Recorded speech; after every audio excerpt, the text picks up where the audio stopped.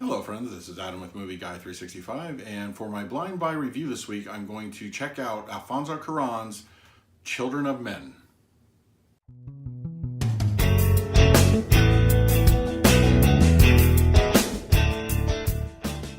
If you're new to the channel, please hit that like button, subscribe, hit that bell notification. I put out videos daily. You can also find me over at Twitter and Instagram at Movie Guy 365. And I also like to remind you that I am holding a contest for a free digital copy of Spider-Man Into the Spider-Verse. All you have to do to enter is to be subscribed to my channel, and you have to hashtag MovieGuy365 in the comment section of this video or any video this week up until March 18th, 11:59 p.m. And then I will select a winner at random and announce that on Tuesday, the following day, during my Spider-Man Into the Spider-Verse 4K review. So good luck, and on to my blind buy pick for the week, which is Alfonso Cuarón's Children of Men. I've been a fan of Alfonso Cuarón's for a while, but this has been just one movie that's kind of slipped under the radar for me.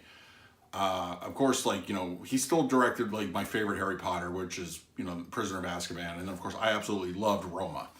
And I honestly felt that should have won for Oscars this year, but I was happy to see him win the Best Picture, Best Foreign Language, but also as Best Director. So I wanted to dive back into his library a little bit and see, how far he's come since, his earlier work. So I decided to give Children of Men a try. Now, other than knowing some of the actors that were involved, I knew nothing going into this movie. And if I knew it was a Cuarón movie, it was going to have some heart and substance to it. So I'm very pleased to say it's a hard movie. It really is. It starts off in 2027, an epidemic, which they haven't really explained, but they kind of talk about, which is basically everybody became infertile. So there were no children born after, I believe it was 2009 or 10. I think it was something around then. And so society as a whole and throughout the world has kind of, collapsed. They make allusions about the rest of the world just kind of descending into complete chaos. But the movie takes place in Britain. So they maintain that they've, prevail and that kind of thing, but it's under a militaristic law. And then, of course, with any kind of,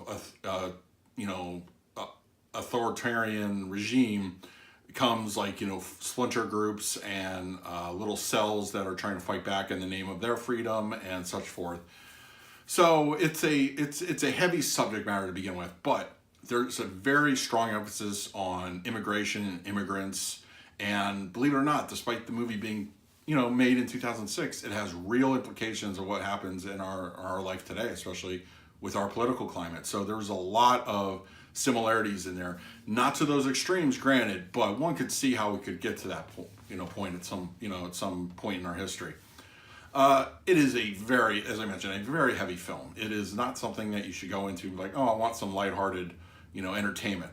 It gives you a lot to think about. But that being said, I felt that the acting overall, Clive Owen is our main protagonist in the film, and he does an excellent job. But we also get Michael Keane, Julianne Moore, younger Charlie Hunnam in this.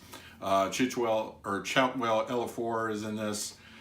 Everybody does a great job, and there's no white hats, black hats, as they say. There's no good guy, bad guy kind of thing. Everybody's got their agenda, and it revolves around a woman that needs to be escorted out of Great Britain and into the hands of a humanitarian group that may or may not exist. So there's a lot going on here.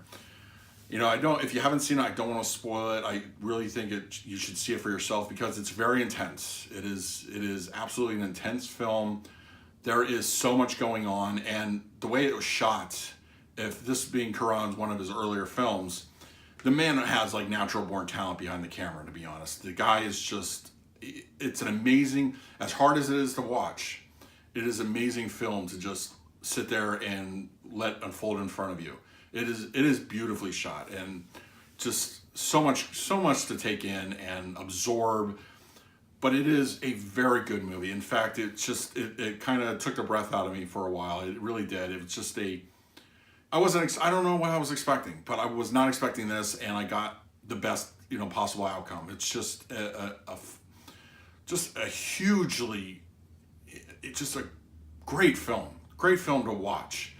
But as I said, it is very heavy on the subject matter, but you're going to get a brilliant cast, a brilliant director, a good story, you know, very good story. And, you know, it doesn't end necessarily where you kind of wish it would, but I'm not going to knock it at all for that. It's like, that's kind of life. That's how a life would end at that point. Just, you know, you get to a certain point and then the story moves on without you, you know, and it's a shame because you feel like you've been through such hell by the time you finish with the movie.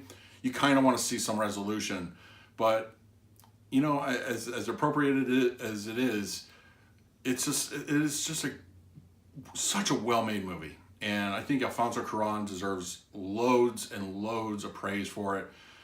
It was great. It was great. It's not something you would watch every day, you know, but it was absolutely something that you want a lesson in great filmmaking and a great story and great acting. This is the kind of movie you go to. You know, the likes of, you know, Guillermo del Toro come to mind, and just the directors of our generation now are just getting started, everybody, and this is like some of their best work. So I give this a 9.5 out of 10. It is a great film. Absolutely loved it. I'm still thinking about it, to be honest. So yeah, leave in the comments below. Have you seen Children of Men? Let me know what you think. Please like, subscribe, hit that bell notification. I put out videos daily. So until next time, this is Adam with Movie Guy 365. I will see you at the movies.